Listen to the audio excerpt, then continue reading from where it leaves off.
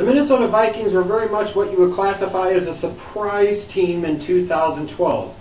They went from winning 3 games the year before to finishing 10-6 and making it to the playoffs. It was a great year for the Vikings. They had a great draft.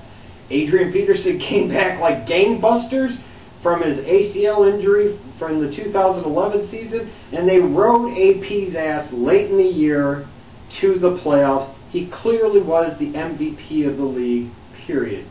No doubt about it. So the Vikings had some momentum heading into this 2013 season.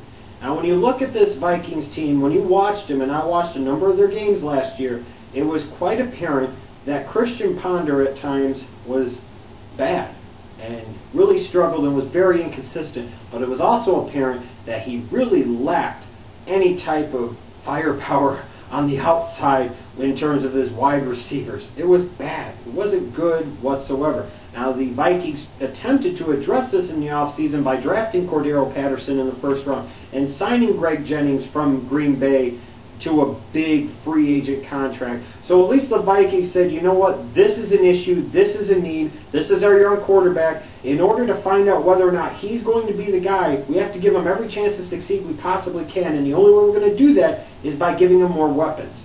Now I do think you have more weapons on that offense than just a Greg Jennings or a Cordero Patterson. Obviously you have Adrian Peterson.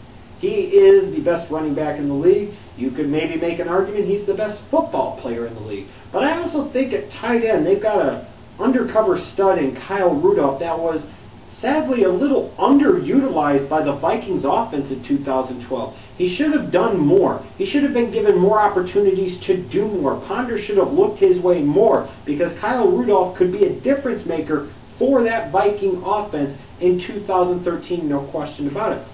But you still have to look at Christian Ponder and wonder if he really truly is the guy. He never really did anything at Florida State to make you stand up and say, wow, this guy is going to be a slam dunk, can't miss franchise quarterback in the NFL. He had injury troubles there. He was maddeningly inconsistent there.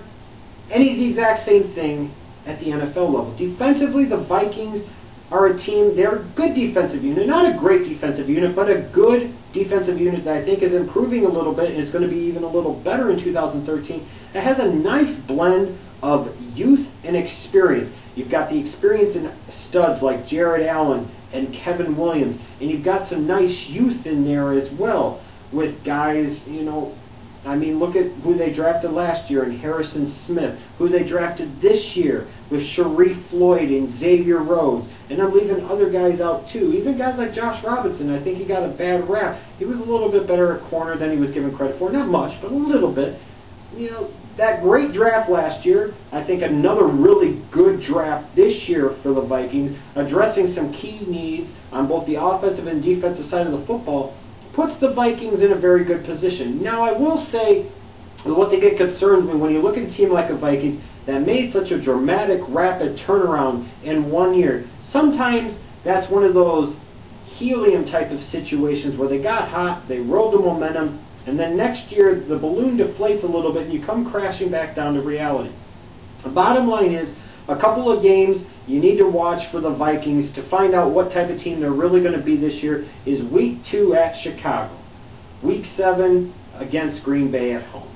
If they can knock off the Bears in Chicago and or beat the Packers at least one time, then this is a team that could be sitting there and battling in that division all year long and definitely battling in the wild card picture, which is probably going to be a very deep wild card picture in the NFC. The Vikings, I think, are a good team. Definitely are not a great team. I think it'll be the Vikings and the Bears that could potentially be battling it out for second place in that division. But I think ultimately the Vikings will finish third, and I really, frankly, think they might end up with just 8 wins this year.